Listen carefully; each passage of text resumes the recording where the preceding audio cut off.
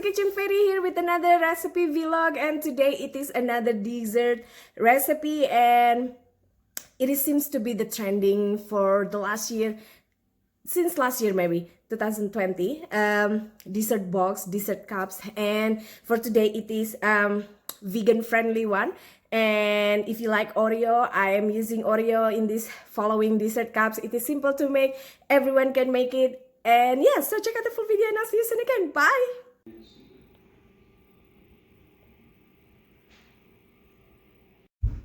So I prepared some whipped cream.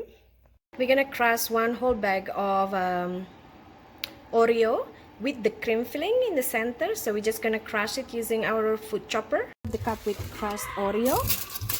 And now we're gonna add or moisten it, the cookie crust, or you can use cookie crust, chocolate cookie crust. We're gonna moist the chocolate cookie crust with vegan whipping cream, about 1 tablespoon each.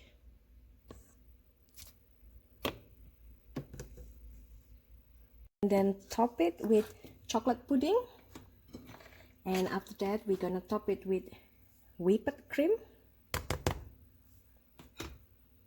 After the whipped cream, we're gonna sprinkle some of the crust cookies again